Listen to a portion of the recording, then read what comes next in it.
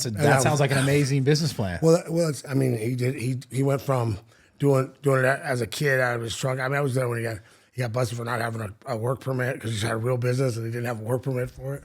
And then they shut him down and he had to open back up with a work permit. And then went legit, and then now they do cross country moving. And so it's your buddy who owns it, and they're just like they're coming at who's coming at him though? The feds.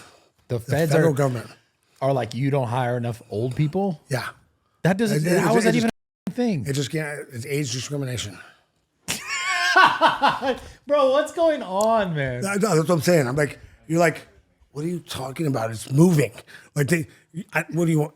What are they gonna do, bro? You're moving couches. You're moving refrigerators. You're like, you don't. What? Yeah. Well, it's weird, man. I mean, it's just like, is it? So it's some new age sort of discrimination. I mean, bro, the world's getting really crazy. And I'm going to introduce you before we get more into this because I have a lot of questions for you. You're 54 years old, retired legend UFC fighter. Chuck Liddell, thank you so much for showing up. Exactly. We got really talking into just something crazy right off the bat. He just called me. He's all bummed out about it. He's a friend of mine. I used to train him. He used to fight for me. I was telling him, he just sent me a picture of me, like me cornering him. And I'm like, man, that was a long time ago. Yeah. Like 99. But so let's talk about that a little bit. Let me see it. Wait, what is that? He just sent it to me. Let's see. You mean the background? Oh my God. How old were you here? That's him right there. That's me in the background. How old were you here? That was in 99, so that would have been. Where in your career were you here? My first fight was in 98. Yeah. UFC. So second. I just started. Second just got my gym going and everything. So he's like the kid who just started fighting for me. Yeah. Well, first off, I want to get into like, because I don't really know like your story of like inception. Like, how did you get into fighting? Oh, well, that one's pretty easy. It was kind of funny. I kind of fell into it, really. I did martial arts since I was a kid. Okay. I was in martial arts. I wrestled. Your dad put you in it? No, I got it. I used to watch Kung Fu theater. Okay. And they used to have these demonstrations in between. Yeah. Like a doubleheader demonstration. And that's what intrigued me. I did like every other kid. I thought I was going to go to karate school and they were going to teach me some magic and I would turn into Bruce Lee. I turned into ninja at the time. The ninjas were the big thing at the time. Okay. But the thing for me was like, and I have the gym I joined was like an old school gym. It wasn't catered towards kids. It was more towards like traditional, like you do 500, go over there and do 500 punches on that side, on each side, and then I'll come look at you. And so they get a lot high attrition rate after about 3 to 6 months. When people figure out that there's no magic, it's just hard work. Yeah. It's just hard work, and you got to learn how to fight. But for me, it was the opposite. Like I say, oh wait, if I work harder, I can pass that guy over there. I can get better than him. Yeah. So I can learn more. So I was always in there trying to learn more. Yeah. I learn more and learn more. So, So I got started doing martial arts. I just fight. And I begged my mom to let me do it. She finally let me do it. So it worked out good. Is there anything else in your life that you had that sort of passion for? Honestly, that and football are my two favorite things. I mean, I used to want to be own a martial arts gym or be a football coach. Yeah, I like football a lot, but I kind of made my decision in college. Kind of went one way. Yeah, why did you decide fighting? No, well, fighting wasn't. It was wrestling and playing football, and I kind of decided to. I couldn't. Doing both of them was tough in college. Yeah. So I went with wrestling. Yeah, because we were talking the other day. I saw you in person at the karate studio, and we were talking about just specifically types of fighters who, because you said you were having a conversation with GSP about like not wanting to be either in the cage and like seeing newer fighters doing it and being like this anxiety towards knowing what it was like when you were gonna go fight versus like another fighter who, like you seemed to really like wanted to do it versus he was like I like kind of dreaded even though he was great at it. He liked, and we both was like the training camp part of it. Yeah. He just didn't like the uncertainty of going in the ring and that's so crazy nerves it was like, which is it was pretty funny talking to him. I'm like, yeah, no, I love going in the ring. And what was he saying? I miss that a lot. He was like, I don't miss like that anxiety I get before fights and all that stuff. And I'm like, and he's one of the best to ever do it. But yeah. But it's funny, and he's just like, yeah, I thought you were crazy, but now I know. Because you like look forward to it. I look forward to it. So you didn't get honestly. I treated that was my reward for all the work I put in. Was walking in that ring, and I actually took the time walking out when we first started selling out. I walk out and it's deafening, right? People cheering, and I'm like, I had to take the time to just kind of this is kind of cool. I enjoy that walkout before I get, and then as soon as I got in the cage, close it, I focus. Yeah, but I would take the time to. I mean, this is kind of cool. And what you didn't have anxiety of that. No. Yeah, you like the competition in it. I like competition. That was what it was to me. I was always trying to. Now I kind of like a serial killer. I'm really trying to hurt you and end you. Yeah. Without any animosity towards you and actually even if I didn't like you, that helped me train for you. But it really didn't change how I fought. I think emotion clouds judgment. So I was never that emotional. Like I didn't have to be fired. Some guys do. Some fighters do. Yeah. I never had to be fired up. I didn't have to be mad at you to try to hurt you. Yeah. So I mean, I just is that switch. I just okay. Well, it's kind of. I mean, in the octagon, I mean, it's like kill or be killed. Like anything goes. And it is. It's just for me. That's in my head. If that's you deserve that, I'm okay with it. Yeah. You know, this is what we're doing. And as soon as it's over, I hope you're all right. Yeah. But I am trying to end you. Yeah. Did you see the fight recently? I know you were at the fight, obviously. Did you see the fight? I don't know who it was who he got knocked out and he started like seizing. Like, do you ever see stuff like that? And you're like, is that? Well, stuff happens, man. It is what it is. Like there have been a couple of times when I knocked a guy down, oh man, and I cheering and I look back and he hasn't moved yet. I'm like, oh man, please move. Yeah. Please move. Come on, man. You can do it. Move. Yeah. Move. And they move. Oh, fuck. Okay. Yeah. You know. Yeah. I was watching some of your highlights and you just brawled.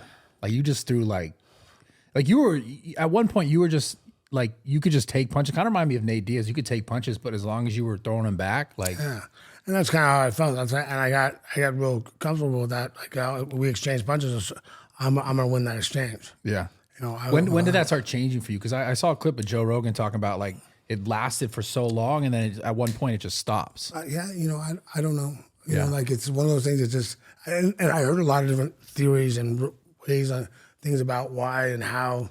And I've heard a newer one, which I did some brain training stuff with, where like, because I was in, like my brain was locked, like the EEG, my brain was locked in fight or flight all day long, at rest. Oh, really? And but they were able to train. Now they do this brain training thing where you look at a screen and they've got things hit your head, electrodes and stuff. Yeah, and then it actually retrains your brain so that it actually now I'm back to normal with that. It's not. I don't have that. I'm not in fight or flight all the time. Is that just? Well, is that? It's interesting. But they think that might translate into the thing, but who knows? Into what? Into like not being able to take a punch again. Yeah. But that's who knows. Yeah. And that, I mean, you know, but there's a lot of different elements into getting older. And yeah, I was doing a little slower. You don't get out of the way as well as you don't absorb the punch as well. Yeah. And then that I've heard all sorts of different reasons, and that was one of the reasons I was retired. Of course. Because when I finally I was in the best shape for that fight. Everything was firing. I was doing everything right, and I still got knocked out by a guy that should have been a great fighter. Yeah, but shouldn't have knocked me out with that punch. Yeah. So for me, that was when I'm like, okay, I've tried all these things. I've taken some time off. I did all these things. That's it. That's it. So for you, what? Because I was having this conversation. I was talking with Brendan Schaub and Rampage. I did a pod with them, the Last Fight Companion, and they were talking like the first thing that goes as you age as a fighter is like kind of the agility, speed. Yeah. Like power's the last thing to go. That's not what's nice. But yeah, that's what they were saying. Power's the last thing to go because you still got that crack. And so was the first thing? What was the first thing that went for you when you were like, okay, this is it? Just the fact? Was it just the fact that you were? I think it was the fact that I wasn't really. I just wasn't able to take a shot. I mean, I would have stopped a lot sooner if I was winning fights. Yeah. And then getting caught. If I was losing the fight and then getting knocked out, that would have been one thing. But I felt I was winning all those fights. And I just got caught on something that wouldn't have dropped me before. Yeah. So and I think I could have changed my style a little more.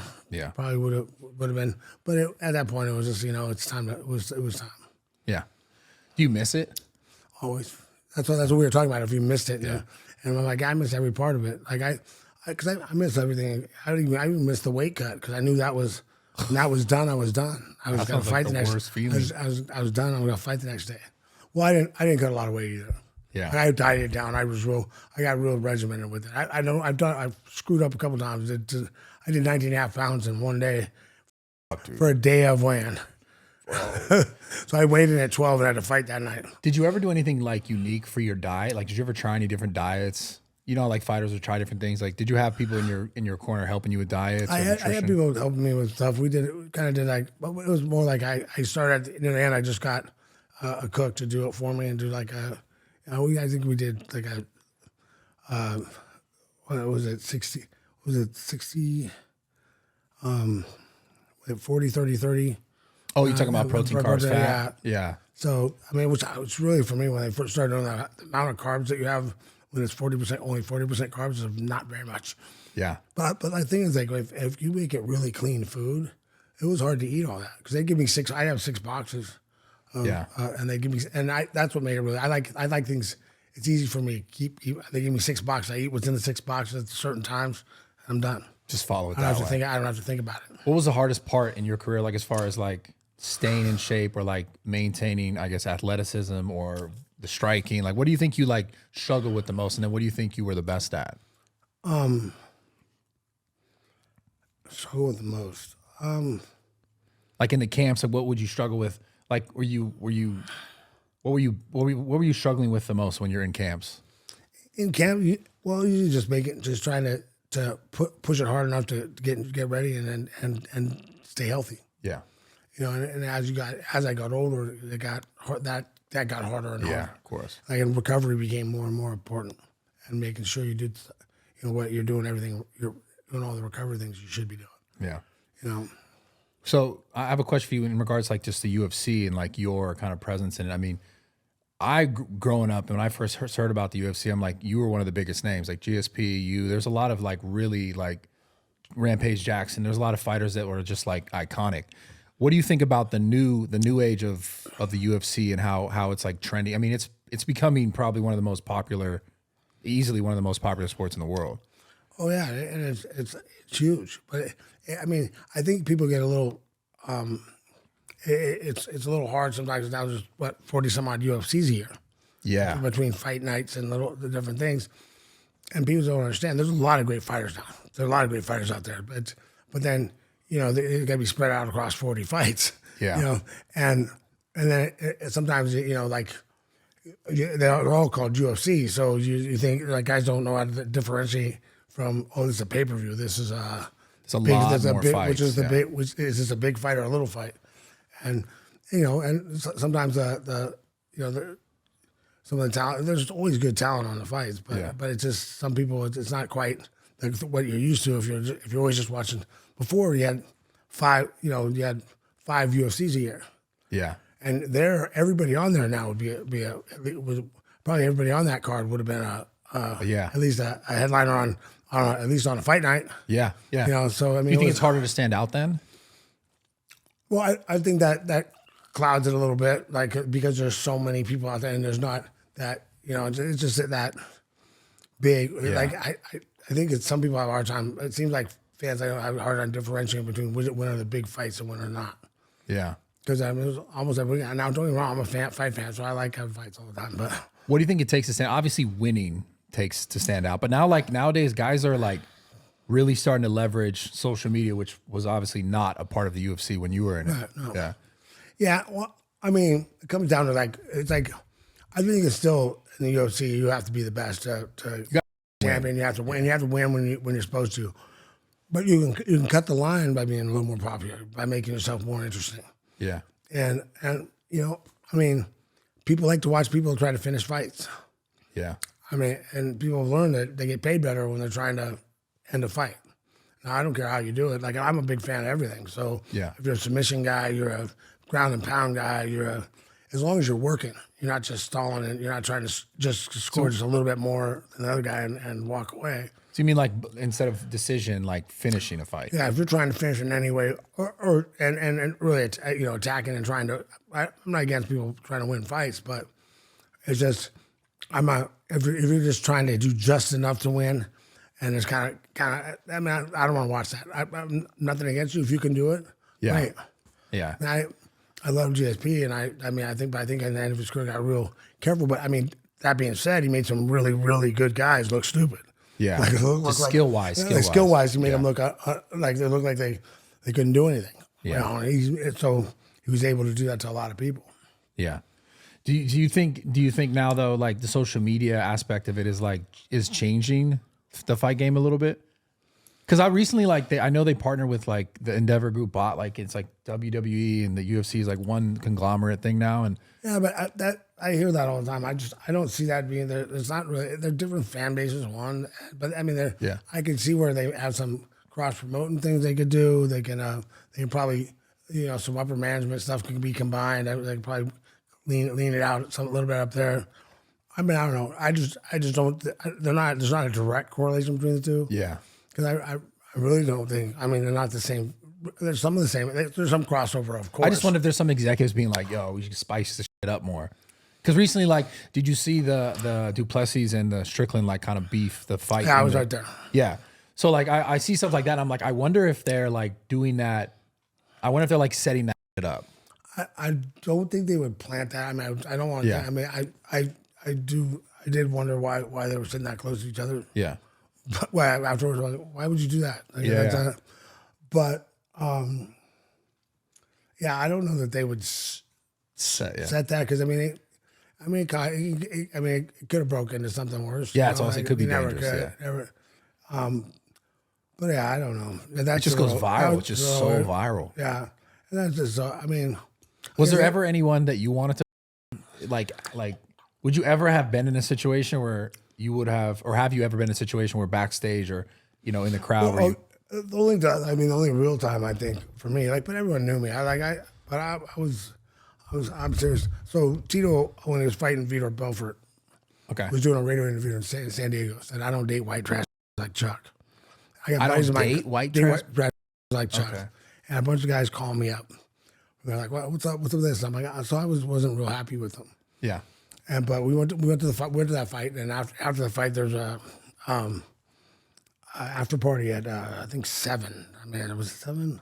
But John Huntington was promoting it. Okay. A friend of ours, and I was there, and he comes up to me. He's like, "Hey, bro, you gotta squash this stuff with Tito because your guys are gonna fight his guys. I don't need trouble in here. I don't need problems with you. Please squash us." I said, "Yeah, no problem."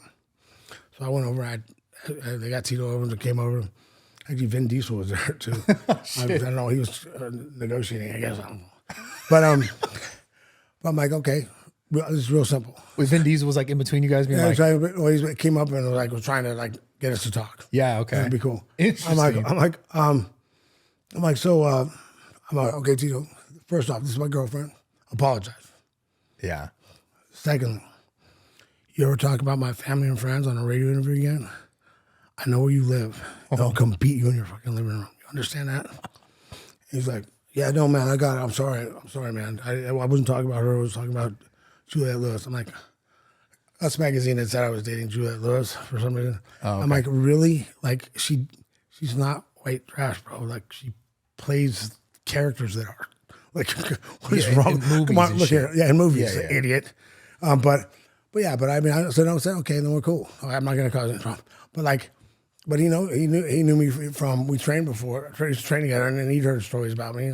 I'm serious. If you're going to call it, that's not, some of the stuff they do nowadays, it's not okay. I crosses lines, I think. But I mean, it is what it is. I mean, I guess that's the thing now. Which line? I mean, just talking about someone's father or dad, or, start their kids, start talking about somebody's kids. Hey, man, I like Colby, but, hey, bro, you're mouthing off about my kids? Yeah. You better have your hands up when I step up to you. Anywhere. And by the way, and I think Jake Shield had some deal with the guy, and everyone was like, and he said something that made real sense to me. Here's the thing. Some fan says some BS about you or this and that, whatever. Of course. That's fine. You got to expect that. But if you're one of us, right? You're a fighter. You don't get a pass to trash me. You don't get a pass. You can talk about me. Actually, you can talk about me. Talk about my camp. Talk about my coach. Whatever. That's all. That's all fair game. But don't talk about my kids. Don't talk about my family. Don't come after me that way because you're one of us. Especially not a dead family member. And by the way, if you come up and I slap you, don't be surprised. Yeah.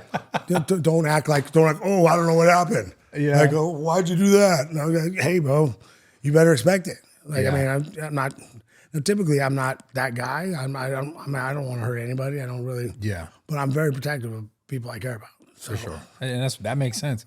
know. That makes sense. Do you remember the time? I don't know if you remember. I was filming a YouTube video with my buddy Steve, and we were in the back of the gym. Yeah. And do you remember that woman came up and she was super drunk and she was like being really aggressive? Yeah, it was crazy. Well, the thing I was worried about was because that's Farboy's gym over there. That's a bunch of kids come out of there. Yeah. I mean, I can handle drunk people. Yeah. And I worked in bars for 9 years, but I just like, what are you doing? Like, Are there things like that happen to you often? Not really. Not often. Not hardly at all. Like I've never had a problem when people come up to me and doing that stuff because honestly, I'm pretty laid back. I mean, if I always tell people, look, man, if I hit you for something you said, you're doing a really good job because if I hit you, your mom's gonna ask me why I waited so long. That's how big an asshole you are. Then you had it coming. You had it coming. I mean, people everyone's there going, well, I can't believe you waited that long. Yeah. Yeah, I just I remember actually that. think that was funny. That when that Tyson went on the plane, the best part about that to me, when that guy was messing with Tyson and he went after him, Yeah. the best part about that to me is no one really complained that Tyson did it because everyone's like, you poked the bear. Yeah. Like, what's wrong with you? You can't go too far. I mean, you poking Tyson. Like, what are you, nuts? Yeah. It makes no sense. You got what you deserved. Yeah. Hey. That's kind of how it goes. But people really, it seemed to me like the media and everybody was like, yeah, dummy. Yeah. What'd you expect? Yeah, I mean, But not that he had more control than he needed to have, I think. But, yeah. I always wonder if like fighters deal with more of that. Because like, the mentality of like, guys, here's the deal. Like I would go out like guy Matt Hughes back in the day, and I go out with guys like that, and guys would try to with them. But like, why? He's just, because they go in their head, they go, he's just a wrestler. He's not a street fighter. Yeah. He's just a jiu-jitsu guy. He's not a street fighter. He's just a this. He's just a boxer. He's not a street fighter. The thing with me, like I'm known as a heavy-handed street fighter. I'm doing a heavy-handed brawler. Yeah. So most of the guys, so those guys that know me, they're not really trying to get in a fight with them. And when they come up, I know something to say something that I could turn into a fight. Back when I was a kid, I know what I know to say to him, either make him put his tail between his legs and crawl out the door or fight me. Yeah. But I don't. I'm grown up and I don't do that. So I say, oh man, you sound pretty tough. Yeah. You should be in the UFC. We're making good money now. That's the kind of shit you say. Guy trucks I can be in the UFC and I gotta sit back down and drink my beer.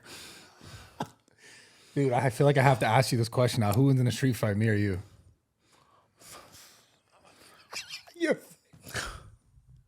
I don't know if you've seen those clips. Have you seen those clips? What? I asked the fighters that.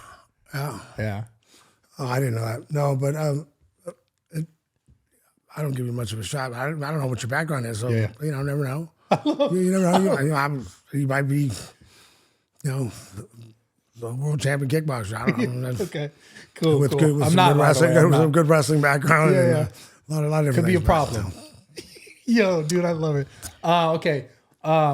So you would classify yourself as a street fighter, like kind of like where you come from? I was a brawler. Like, but that's the way I fought was that way. So people aren't going to classify me as I wasn't considered a slick anything. I wasn't considered real slick. I mean, I think I'm really good at setting things up. I throw from a lot of weird angles. Yeah. On purpose. Like it's calculated. I'm a calculated fighter. I think I'm an educated fighter. I'm not just a street brawler. And I'm actually like even in like I've had stuff happen in the street. They'll be like, it look like you got calm. Like, cause I'm don't get excited. Like I noticed like that. I'm not Watching your highlights. I get more okay. This is I gotta think through how we gotta. Okay, what do we gotta do? We gotta deal with this guy, that guy. Even as you're getting hit, you're just like, it's a skill for sure. Oh yeah, for sure. What was your least favorite thing about fighting? Because we talked about a lot of the stuff you loved, obviously, and what you're good at. My least favorite thing probably was just like dealing with like the PR and that PR, the behind the scenes BS. I just want to fight, man. Yeah. Wow. But like doing the pressers and shit.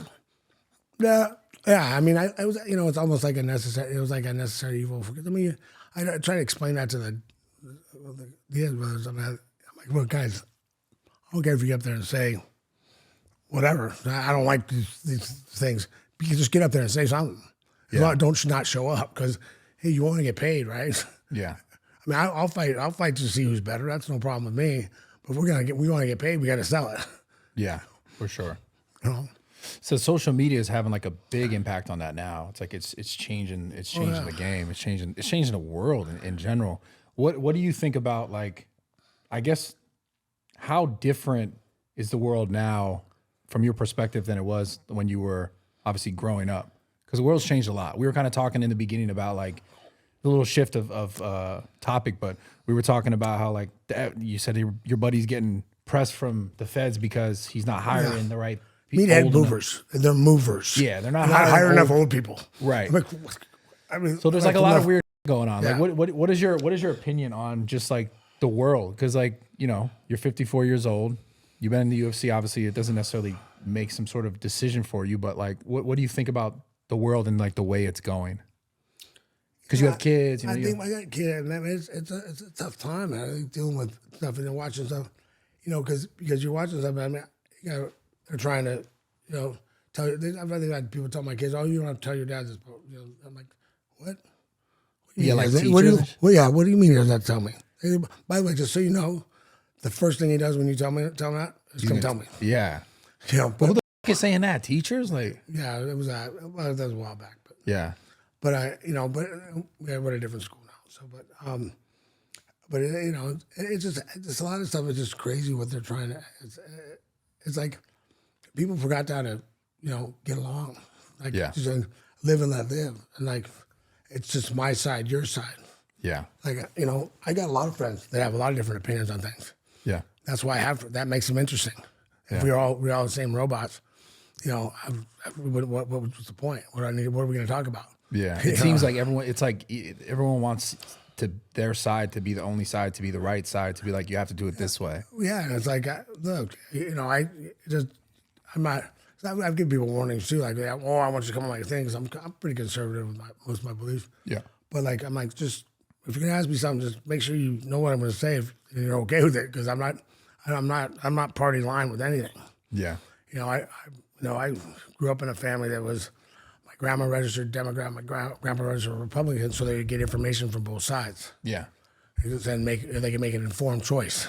Back then, you had mail-ins and stuff. Like, it wasn't a lot of stuff, So Nowadays, it just seems like everyone is just, they hear information and they just take it for exactly what it is based on what someone else told them, and then they don't do any more research. Oh, I get buddies of mine. I remember once he was, he was comparing. He sent me this meme comparing 3 years of Obama versus 3 years of Trump. And I'm like, well, I looked at it and I'm like, why is he comparing the first 3 years of Obama versus the last 3 years of Trump or whatever it was? Yeah. I'm like, let me go look at the numbers.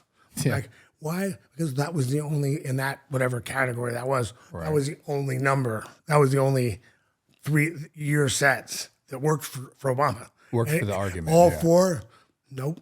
Yeah. For both the same 3, nope. Yeah, this is what I find really interesting. People will pick the things or the data or the information that is like that tends to their argument. That is like, I what's some of that? It's an interesting story I've told for a long time. So when I was when I first went to Cal Poly, I was in a critical thinking class. Yeah. The best things I ever had was we had to do a report. Yeah. And I did one on a controversial topic, right? So I did gun control. I did one against gun control. And then we did a research paper. We had to go there, back when we had to go to the library and look at everything up. And so when we turned it in, the teacher, okay, now I need you to write another paper on the other side. I'm like, oh, this is going to be tough. Okay, we got to do this. So I start researching the other side, right? Yeah. Both sides were quoting the same studies. They were just using the numbers different. Yeah. It's like if you crank the numbers different and use it if you actually go back and crank the numbers, they can work for either side. Yeah. So I mean, it's crazy what they can do with numbers. Or like forks over knife, whatever that, with the China study, Oh, okay. vegan thing. Yeah. So my buddy of mine, so I was looking it up and talking to me about it. So I went and I always look up the statistician guys. I'm looking up and I found a guy, he went through and recalculated all of it, right? So it was comparing, the studies comparing rural China versus industrial England or industrial Europe. And that's how they were kind of, that's Like two completely separate. yeah. But if you go in their own study and you take the 10 provinces they had in China, the two of them that did best actually ate meat. They ate some meat. But on that side, on that being said, those two provinces also, which would have affected it, health and stuff, were the richest provinces too. That's why they were eating meat, because they had the money for meat. I see. So there's so many different things that can be. It's not. A lot of these studies and people like statistics that they throw out. It's like come on, man. I'm tired of researching your stuff. It's just terrible. Yeah. But though, I've got a buddy of mine always quotes what do you call it? Occupy Democrats, which is like That's on Twitter, right? yeah, something like or Facebook. Facebook, yeah. But I mean, if you look it up, it's it's known for misinformation. It's known for it's like that's. I mean, why do you even bother starting with something that is known for this is what it does? Well, I think it's like people just want to believe what some side is agreeing Yeah, with. well, yeah. I mean, have you ever seen that with that movie? Was a social dilemma or social? Yeah, the social dilemma. Yes. Is that the one where Yeah, the one on docudrama Yes. where it's going through and it's showing it? If you start doing this, it starts feeding you all this stuff. Yeah. Well, the algorithms will feed you more of what you're already looking at. And what you already, you want your people. You want to support everything that you like hearing things that support what you believe. Yeah. You know what I think it in the big picture, it seems as if like division of people is almost the goal of all these things. As if like dividing people and keeping people divided is what keeps the people at the top in power. Right. That's what it seems to be. Like if you just look at it objectively. Yeah. I mean, I feel the same way. I'm like, I don't, as long as you don't mess with mine, my people and our kids or kids. Yeah, of course. People that can't protect or people that can't protect themselves. Yeah. We're good. Do whatever you want. I don't care how you live. Like you do what you believe. I'll do what I believe. Yeah. I mean, I'm okay with that as long as you're not. But that's the thing that I think is up. I think not that mentality is bad because it makes sense. I understand. Like we have to ultimately take care of what's ours.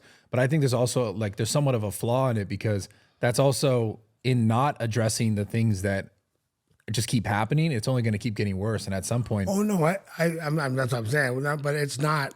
If we can let people, but we're not. It's just like it's crazy. We're not what? We're not letting people. Not letting people. We're just not letting people. Like everyone wants everyone to believe their thing. Yeah. And I can't. You can't believe yours. Yes. When you're trying to tell me, I know you want to. You can believe whatever you want, but you can't tell me what to believe. Of course not. Yeah. And don't try to act like you can force me to believe what you believe. Yeah. That's not going to happen. I mean, I'm willing to listen. And if you can convince me, I've been around a long time and I don't change my views very very often. But I'll listen to you if you can make a good point. I've had a few people at least make me understand their side a little better, which is good. It was nice because I like to understand why someone fights so hard for something. Yeah. What do you think you're most passionate about now? Because obviously you have your kids, fighting in the past. Yeah, my kids, and I want to give back. Honestly, I've realized I've affected a lot of people over the years. And had a positive impact on a lot of people's lives, and that feels good. People that come to me, and even though I don't really understand how I helped them through this or I did that for them or what, but if I did, it makes me feel good. So I kind of like feeling good. So I try to help out. I'm doing a lot of stuff with military guys and it's amazing and first responders. People put their life at risk for people they don't know. Yeah, I have affinity for those people. Yeah, My grandpa was a retired from the sheriff's department. He was a sheriff's coroner. My uncle was a sheriff. So Yeah. My stepdad was a retired police officer. How was your childhood like? Both parents, simple childhood? my dad left when I was 3. Shit. But we moved back in with my grandparents when I was about 7 or 8. And so it was my great-grandma in one room, my mom, my sister in one room, my grandpa and grandma in one room, and me and my 2 brothers in one room. Yeah. So, but it was in a nice area in Santa Barbara. So I grew up nice. I mean, we didn't have much money. We struggled a little bit there, but I was loved and told I could do anything I wanted put my mind to. From your all the mother time, and your... from my mom and my grandfather. Yeah. All right, guys, cooking orders for the podcast. Factor meals. Check this out. Holiday season. Doesn't matter what, honestly, season it is, but New Year's coming up. I know a lot of people have some goals physically, mentally, trying to get better. You need to have the right nutrition in your life. You need to have the right diet. It's so much harder to get done what you want to get done if you're not eating the right food. I don't care if it's building muscle. I don't care if it's losing body fat. It doesn't matter what it is. So Factor meals, check this out. Super convenient. Straight to your door, heat it up, done. Take the guesswork out of what you're doing. Get right to it. Stop making things complicated. Stop wasting money on ordering food. All right, again, guys, so it's factormeals.com/Bloom50. And then when you go to checkout, put in code Bloom50 to get 50% off right now this holiday season. Do not miss it. My biggest issue in my entire career as far as like building muscle, burning body fat has always been being consistent with my diet. It's easily the hardest thing to do, but this just has the guesswork done for you. All you gotta do, go there right now, factormeals.com/Bloom50. Put in code Bloom50 to get 50% off right now. Let's get back to this podcast. Yeah, that's awesome. That's always had that support. They always believed in me. Did you have any sort of things that you dealt with from the disconnect of your father? I don't think so. I mean, I didn't really actually, long ways down the road. Like, I guess if I look back, his kids came out and tried to find me after I was fought on TV, kind of meet me. So crazy. And then my mom, and I said, I don't want to see them. By the way, my grandpa just died, so yeah. It was like right after that. So, but she said, come on, meet him, come down and have lunch with us. And so I went down and had lunch with him. And we sat there and had talk, whatever. I'm glad he was a great father to you. To a separate family. To you guys, but yeah. He was, yes, he wasn't. He left and never looked back. So, and that, like, can we talk outside? And like, alone? Like, so, sure, I said, okay, whatever. So I walk out. And they're like, hey, your dad wants to meet you. I'm like, I'm not interested. And they're like, oh man, you've only heard your mom's side of the story. Whoa.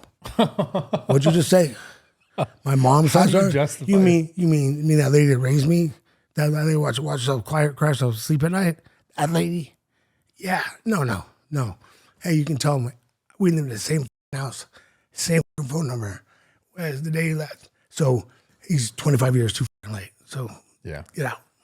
I think I was really irritated because I think part of it is my grandpa died. Yeah. And I'm like, he's not my dad. My dad died last year.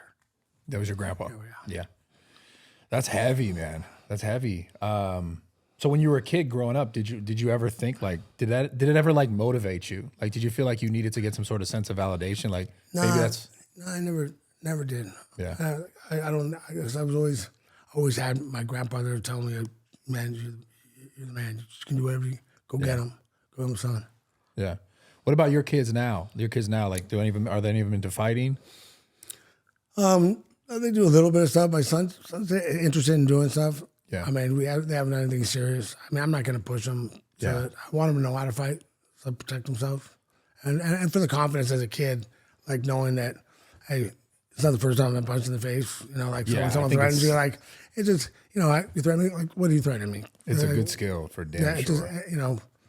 He had some bigger kid. I just happened to be in the football field watching some bigger kid trying to bully him and like snapped his head down. I would have been a little more mad if I knew the kid was trained in jiu-jitsu. The kid's been trained in a lot of jiu-jitsu, I found out later. But kid snapped his head down and was trying to choke my son. My son just like barreled over him and just kicked him in the head. Oh, shit. Better get over there. Yeah, like father, like son. But he was like, I'm like, and he but that's one thing with my son. He doesn't have that killer instinct that I do. I did, because I'm telling you, when I was a kid, if you did that, I was a nice kid too. You really had to beg me. You had to get in trouble to fight me. But if you were trying to hurt me, I'm gonna finish it. Yeah. And because he's like, man, I thought about hitting him, but whatever. No, Do you have any crazy stories when you were growing up? Any fights when you were growing up? No, I didn't. No.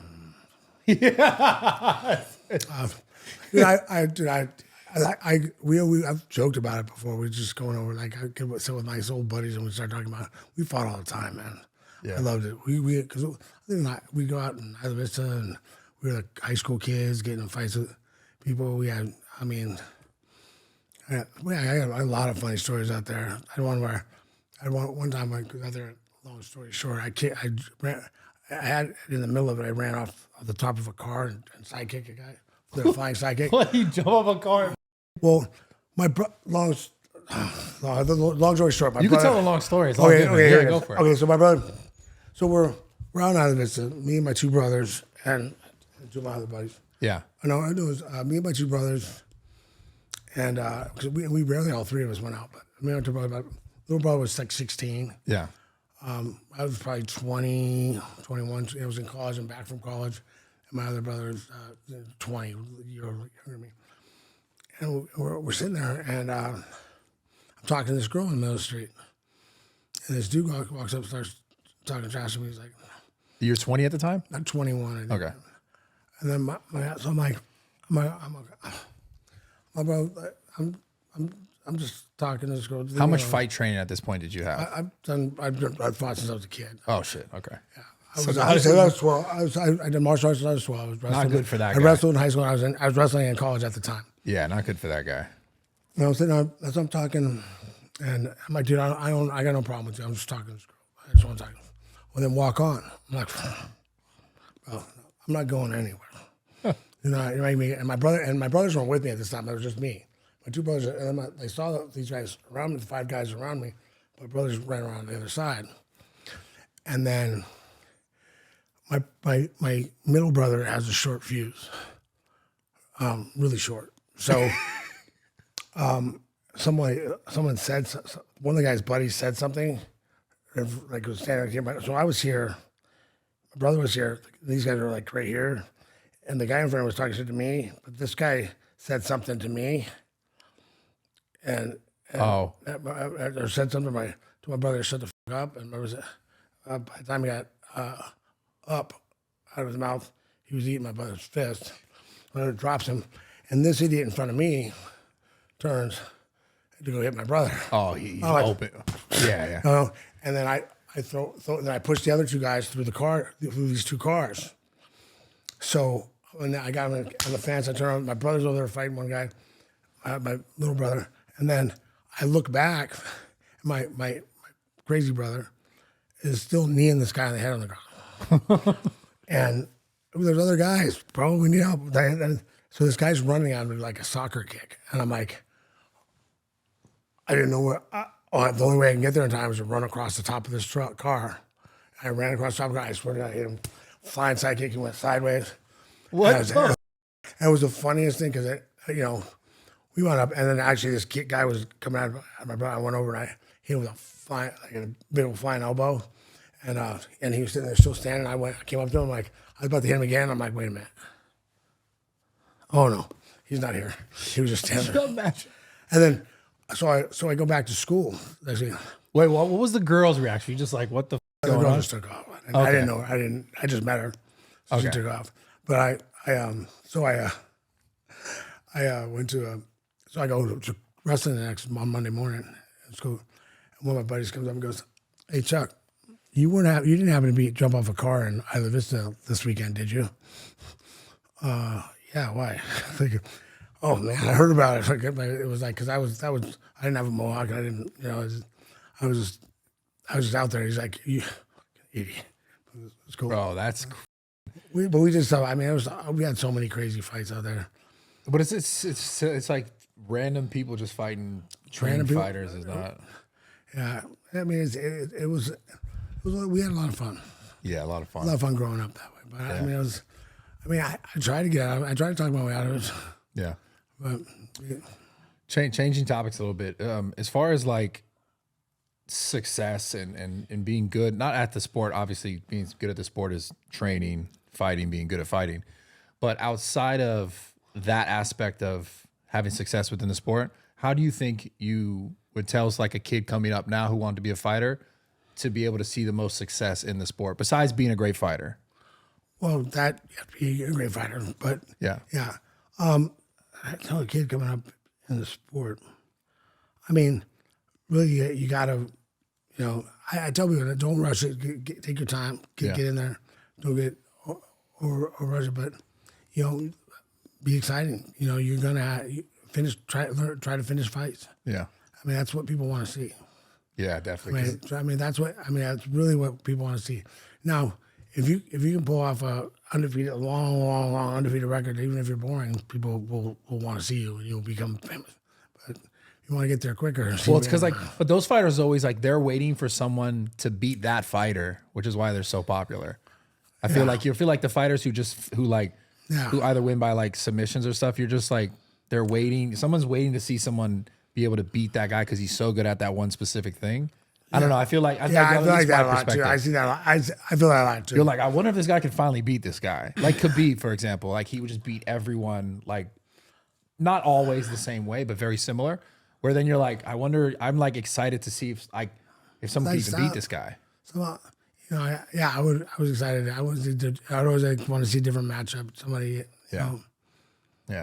So on fighting then, what besides being a great fighter, what do you think? I guess the question is like, in your opinion, I don't know. I guess it's a personal thing.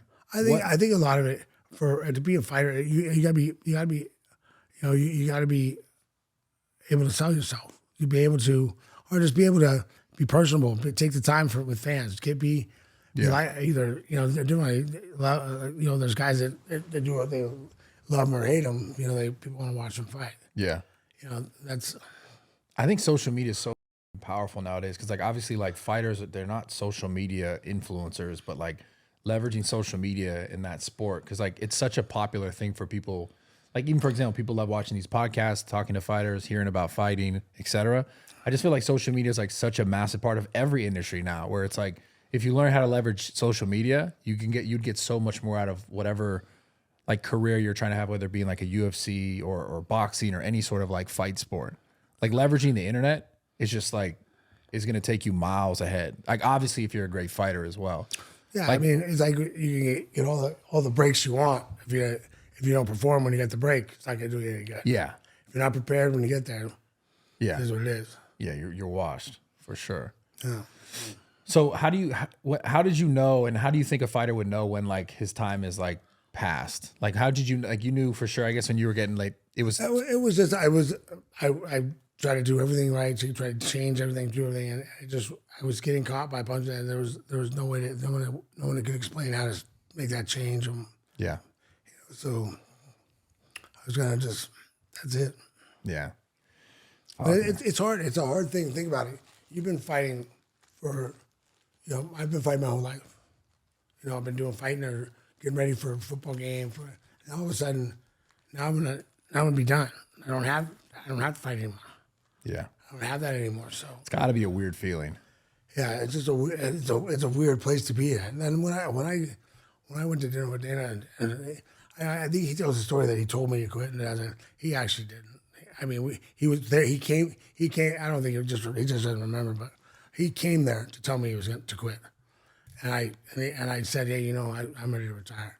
And he's like, thank God. Like I was going to tell you, I'm not going to fight you anymore. He's like, he went through the whole thing. So you guys were both coming and being like, we're saying the same thing. Yeah, we were coming to say the same thing. I came to say the same thing. He was worried I was going to say one another fight. Yeah. So it was, and I just asked for some time to let me come to grips with it before we announce it. Yeah. What is it like working with Dana? Because you've been from the beginning.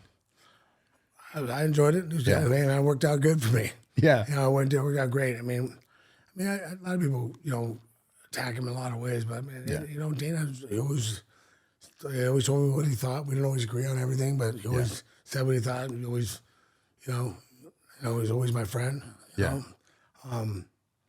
And man, before him and Lorenzo took over the UFC, a home run was making 150 grand a year.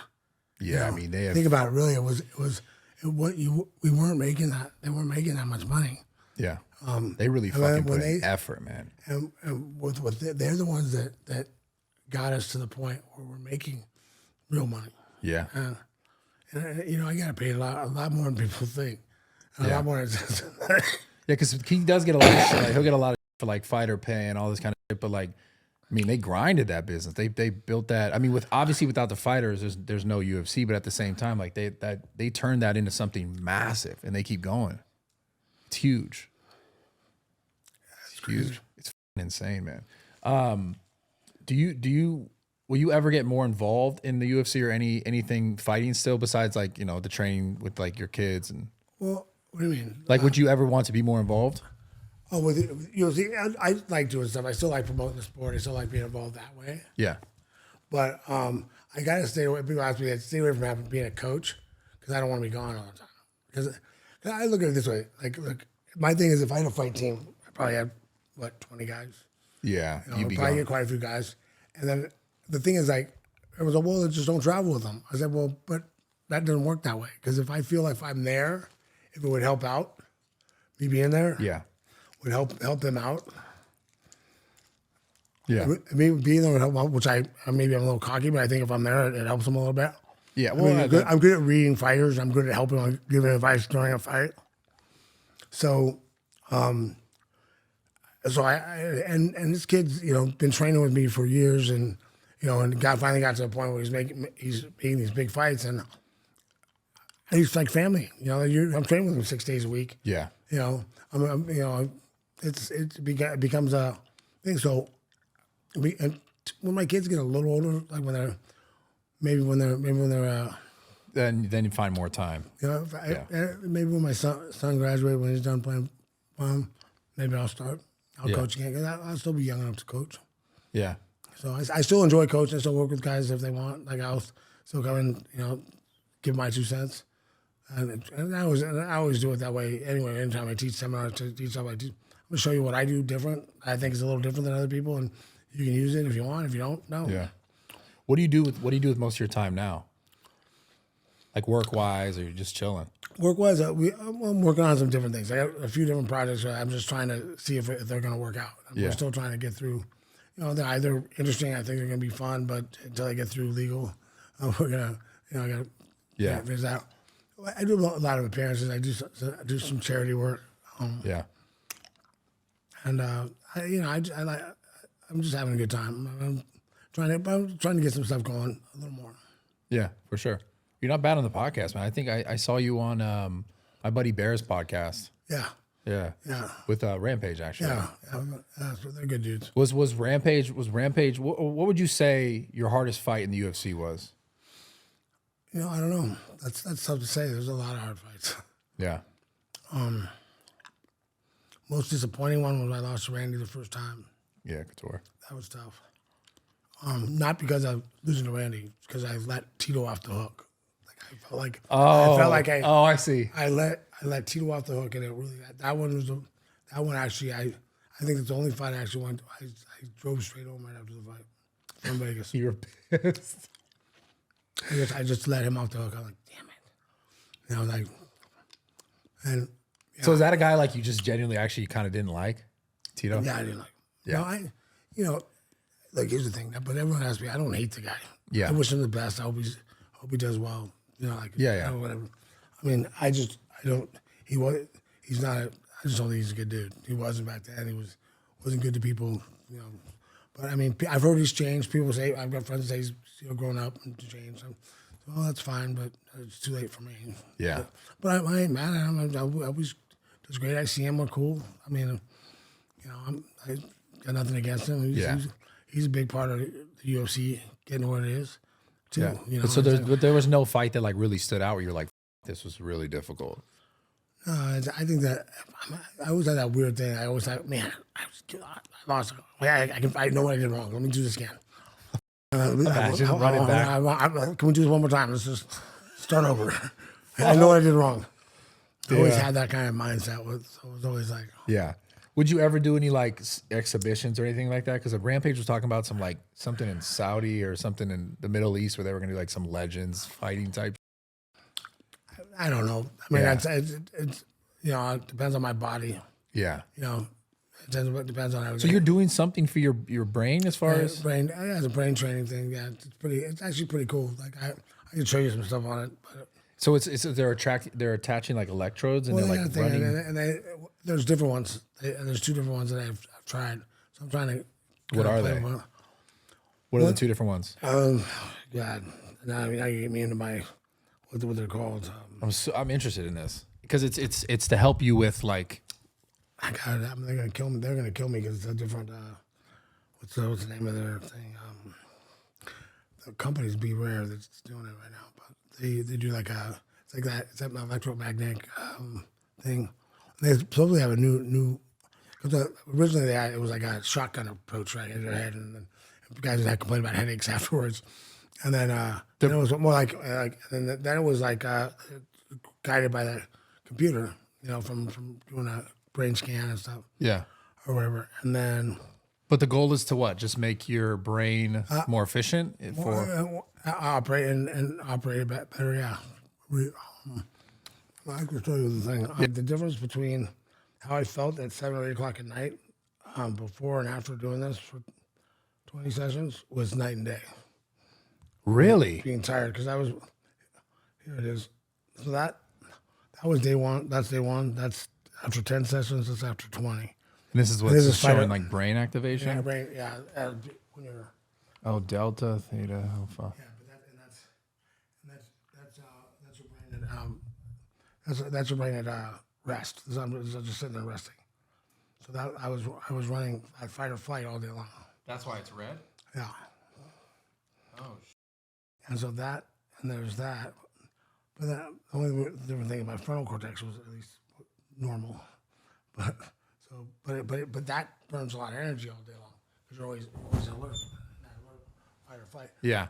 They say a lot of military guys have that problem too because they get stuck from being in from a different reason, from being in the concussions too, but from being in always having to be alert for so long. You always have to be on. They get stuck in that. Yeah. And it's bad for your adrenals. It's bad for a ton of stuff. It's just but terrible for your body. But that doesn't. They teach you that it helps you get back to normal and idling normal. And that's I'm telling you, I can of all things. It's usually like I'm always with everything you try. It's like, well, it kind of helped, I think. You know? We'll see. But I tell you, 100%. After 10 sessions, I noticeably could tell like, how tired I was at 7 o'clock, 8 o'clock at night. I wasn't tired at all, and I used to be like fighting. I could push through just about anything, but by 20 sessions, I was back to I needed like 5-6 hours of sleep. So so you're wearing something on the head? They have something, and you're watching this. Yeah. Damn, I want to look into this. This is so interesting to me. So you're not training; it's just like a visual thing. It's a visual thing. Wow. It must be something with the brainwaves. Yeah, it gives you a dopamine response to using unused pathways that have been fixed or whatever. Yeah. Or using different pathways. It actually uses it as a video game thing where it gives you a little bit of a dopamine response. So if you're not using it, it'll slow down and. Whoa! And so you notice a real noticeable difference, without 100%, without a doubt. That for sure. So I was night and day different. I used to be like, if I sat down by 7 o'clock, if I sat down and started watching something, because you're so exhausted from the fight or flight all day. I mean, all day long, and you didn't really notice it. You know, it's interesting. It's like you wonder stuff like that if like that would have helped throughout the career, like to calm you down, to get you to be able to rest and recover more efficiently. Yeah, but then you don't know when it started. I don't know. Yeah. But it is. That's what they're trying to go through. It's kind of a maintenance thing for people that are having even you're out playing football, doing it as a maintenance thing. High intensity stuff. Where you recover afterwards. Like after a fight, you go and recover. Make sure. So you don't know the name of what that's called though. I really want to look into that. I'll give it to you. I'll give it to you before. This is. I would love to try something like that. It's brainperformance.com. Brainperformance.com. Yeah, and I'm friends with. Okay. I'll hook you up with them. Yeah, that's super Check interesting. it out. So you literally felt like you had more energy in the evening time when normally you would just be like, I'm shot, I'm tired. 100%. It was noticeable. Damn. Yeah, I'll give it a shot. I love stuff like that. I love like the biohacking stuff is so Yeah, cool. because I mean, and that's the thing. It's like you're not doing really anything but watching a show. For how long? How long are the sessions? It's 30 minutes. 30 minutes. Okay. 15 minutes. Of these things, but 30 minutes long. Speaking of recovery stuff, did you do any recovery stuff specific? Like obviously you didn't do that during your career, but did you do like cold plunges or Ice baths? I would say they changed ice bath. Doing an ice bath changed my career. why? In 04, we did Ultimate Fighter. And they sent us to get a checkup. Yeah. And we went in, and the doctor thought after I was done with the show, before I fought, I should get my knee scoped and stuff, and all that stuff. And so I they said to me for a second opinion to Curl and Joe. I went in there, and the guy said, "Hey, you know, that surgery we're talking about, we 5 years ago we would have done it for sure, but now we kind of think it's 50-50 whether it does it any good." So he's all, "If you do me a favor, can you just take a couple months and just ice after every workout and ice before you go to bed, right?"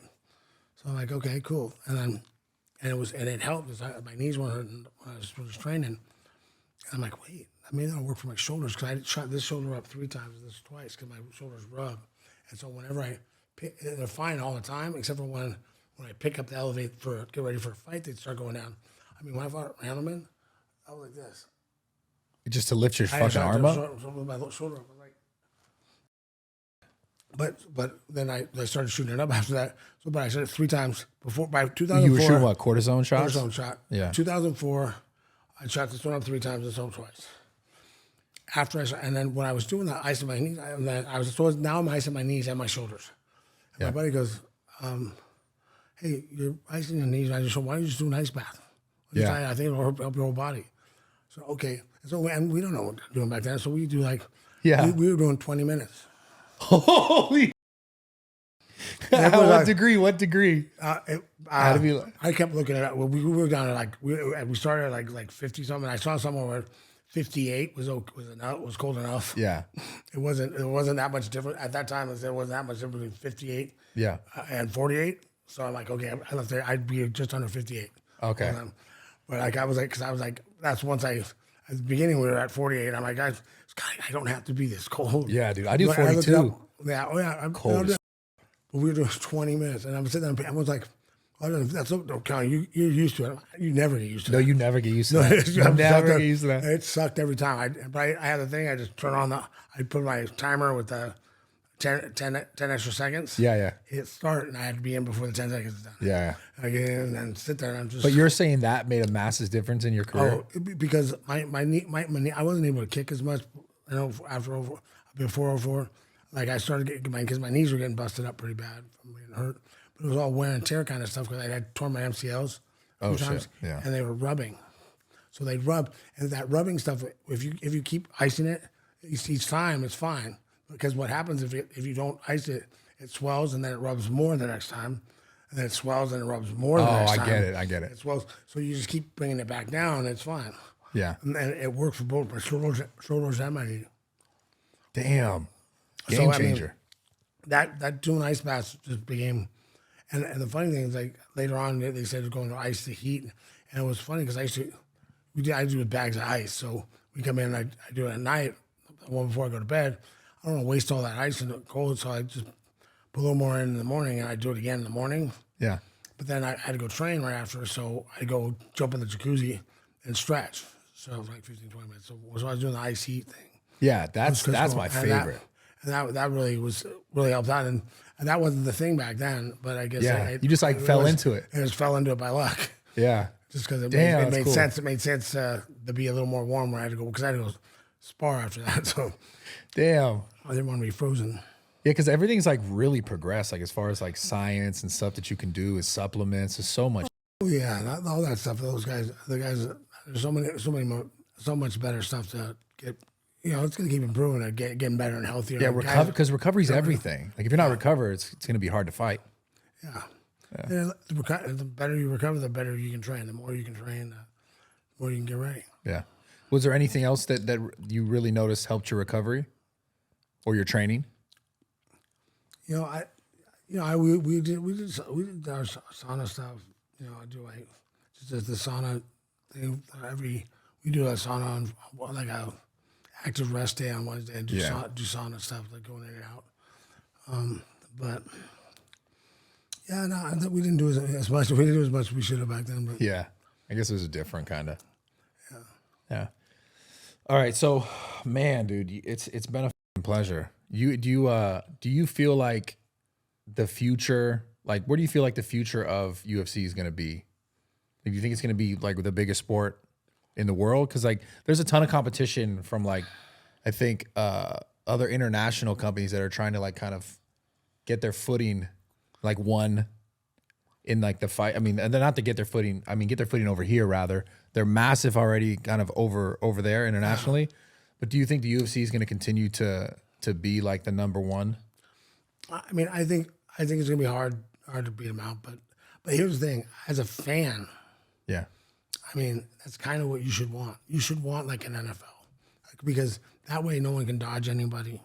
Yeah. Everybody's gonna have to fight everybody eventually. Because they're all in the same. Yeah. All in the same league. Because PFL recently bought PFL bought Bellator. Yeah. Yeah.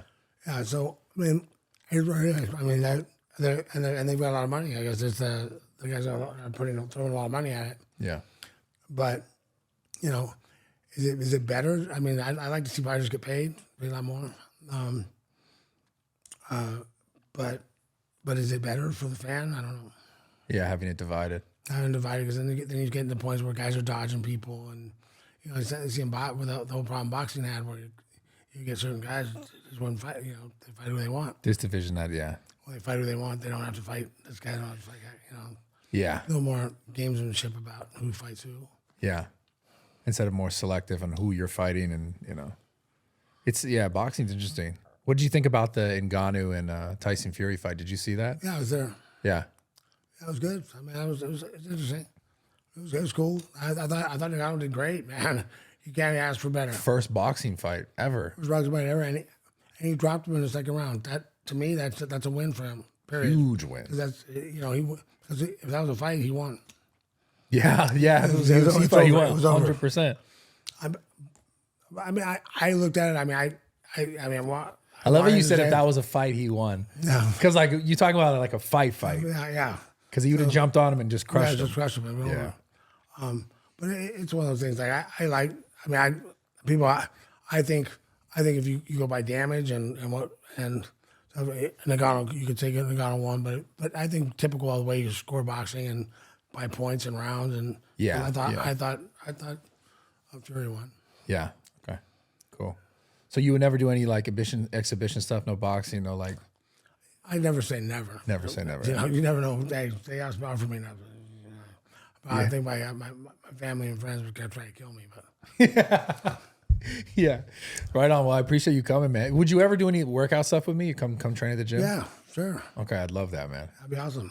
You're honestly you're dope, man. Every time I met you, you're super calm, super nice. Like even when we came and I know Steve was kind of trolling you with that video that we did in the back, you were like really calm, really respectful. So I just want to say thank you for showing up. Oh no, thanks for having me, man. This is cool. Yeah, definitely. If you ever need me, I'm always around. Love to help, but I'd love to get you to the gym and come train. But thank you so much for real, man. It's been a pleasure. Thank you. So yeah, where can people find you? Anywhere specific? Obviously, right now. Just yeah. Here you go. Just check me out. Social media at Chuck Liddell, Instagram. Do you have a website or anything like you do? We're not gonna get it. I can't get into that right now. Wait, what? Oh, what is it? Something new? Something different? It's not OnlyFans. What's going on here? Can't get actually, funny thing. Yeah. What the? No. Funny thing is, they were getting me to do it. They wanted me to do an OnlyFans. Whoa, no. For workout, but like they were trying to do. They're trying to market a clean one, not for that. They make it more like to try to be market towards clean. Got it. You weren't gonna show your dick. No, that ain't happening. I got kids, bro. Jesus Christ. I got kids, bro. That ain't happening. Okay. No, but it was. I mean, but they like I told them I'm happy to do it, but like it's like you're gonna have to have someone send someone over to my house, tell me what they want me to do, what Yeah, content yeah, they want me to do, Yeah. and we'll have to agree on it. But I mean, I just not gonna. If I have to come up with stuff and do it all the time, I just don't enjoy that. So, Yeah, I understand that for sure. So, but yeah, it was. I'll explain it to you after. I can't get into it really. Yeah, no worries. We talk about it. So, your IG, are you on like Twitter? Are you on all these platforms? Twitter, yeah. I'm on Twitter. I'm on Facebook. Cool. Mainly. So, but we're gonna have some stuff coming up. Cool. More stuff. But Well, if I could ever help, let me know. More than happy. I you, appreciate man. your time, man. Thank you Appreciate so it. much. Thanks. Cool.